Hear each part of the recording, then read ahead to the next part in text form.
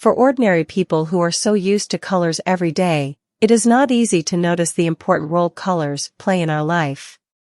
In fact, the influence of colors is so strong that many parts of our life are affected. The foods we eat, for example, include all kinds of colors to increase our appetite. The colors of dresses we put on can also decide how we feel. Generally speaking, in comparison with dark colors, light colors such as pink or yellow make people raise their spirits. For those who want to look energetic and cheerful, yellow, instead of black, would be a better choice. As you can see, colors spice up our life like nothing else. If we can be aware of its importance and apply it to our daily life, we can add so much fun to our tedious life.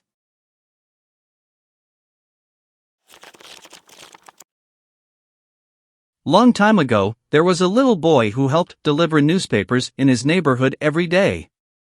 One day, he felt so bored that he started to play a game of throwing stones. He had so much fun seeing the stones turn into missiles as they flew in the sky. Suddenly, a smooth stone slipped out of the boy's hand and crashed through a window of an old lady's house. He was in such fright that he escaped at the sound of the broken glass. A few days later, however, the boy began to feel guilty. He made up his mind to save $7, which should cover the cost of repairing the window. It took him about 3 weeks to have the money ready. He put $7 into an envelope and wrote a note that said, "I am sorry."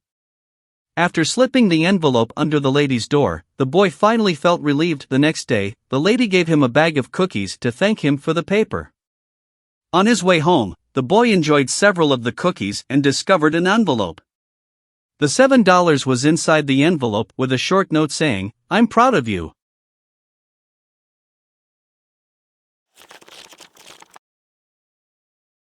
Well goes the saying that necessity is the mother of invention.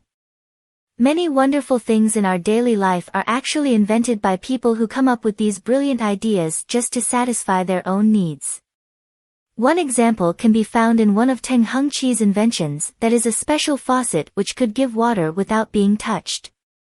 It was all because he did not want to touch the faucet when washing his dirty hands. To solve the problem, he invented a faucet that was controlled by a sensing device. Another modern invention came from a simple need is the post-it note. In 1968, Spencer Silver made a glue that was very weak after he had experimented with different chemicals. Originally, he meant to create a super strong glue, though. Nevertheless, he was not disappointed at the outcome. He tried to convince his co-workers of the usefulness of the weak glue. Finally, he and his colleague Art Fry were able to make use of the weak glue and produced a bookmark which was sticky but would not damage a book. The 3M company, which Spencer worked for, started to sell the post-it note in 1980 and it has since become a very popular product in the world.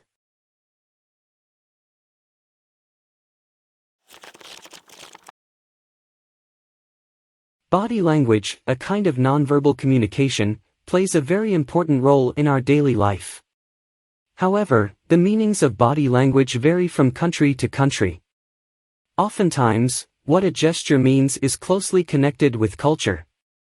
It is therefore advised to be familiar with cultural differences.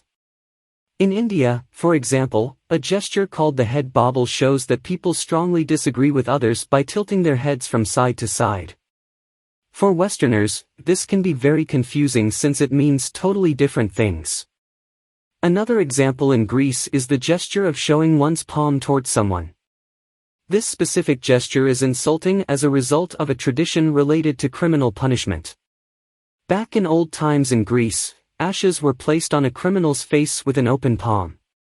That is why when Greeks wave people goodbye, the palms of their hands face inward. All these examples above show that in order to make ourselves understood by using body language, we need to be careful and also familiar with cultural differences so that we don't embarrass ourselves.